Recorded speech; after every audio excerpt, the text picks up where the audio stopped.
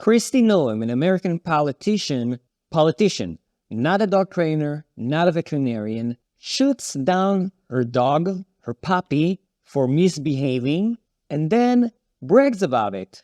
Does that sound normal to you? Because it's definitely not normal. It's definitely not appropriate. So why did she do it? So this lady published a book where she brags about the fact that she killed her own dog for misbehaving. And why was the dog misbehaving? Well, because she trained the dog and she didn't do a very good job. And you know what? Maybe the dog wasn't actually misbehaving. The dog was just not behaving the way that she wanted the dog to behave. Her logic was that if the dog is not doing what she wanted the dog to do, then the dog is a goner. There's nothing else that anyone can do with the dog, and then you need to kill the dog.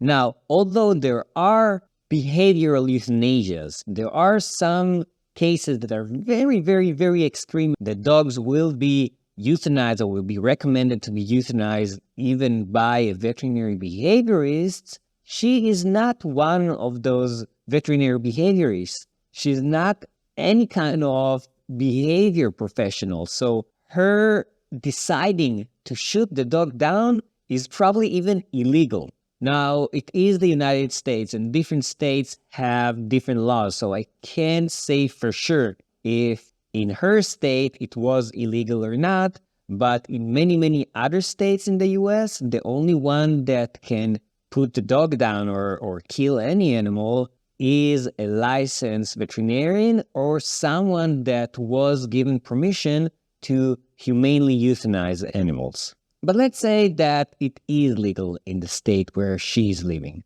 There's a big difference between legal and appropriate. And in this case, it's definitely not appropriate. Why? Well, as I said like 5 times, she's not a trainer. So the fact that she couldn't train the dog doesn't mean that others can train the dog the way that she wants the dog to perform later on. And even if it's something that's impossible, because, different dogs might have different personalities and not all of them will be able to do the same tasks as the other dogs will. But that doesn't mean that this dog can't be a great dog in a different setting or with a different family. Why not even surrender the dog to someone else? Why not try to find someone else to adopt the dog and maybe spend the time and the money and, their qualifications or their needs to train the dog to do a specific thing, or to just let the dog live in settings that he doesn't actually need to perform anything special. I mean, most of us just have dogs that are, a part of the family, not there to help us hunt. Now, she got a specific breed that was supposed to be like high energy and high arousal. So, those dogs have specific needs. If you don't allow them to have that outlet in a very good and appropriate way, then they might turn out to be something that you didn't expect them to be.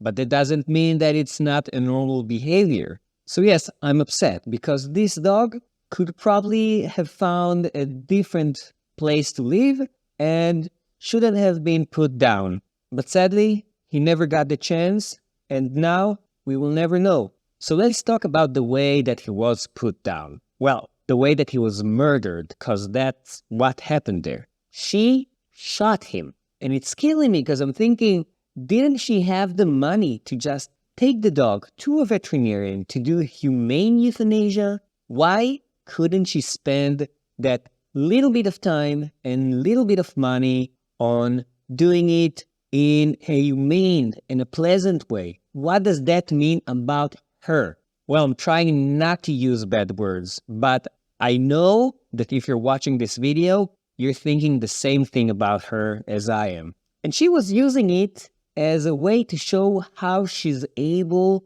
to make hard decisions.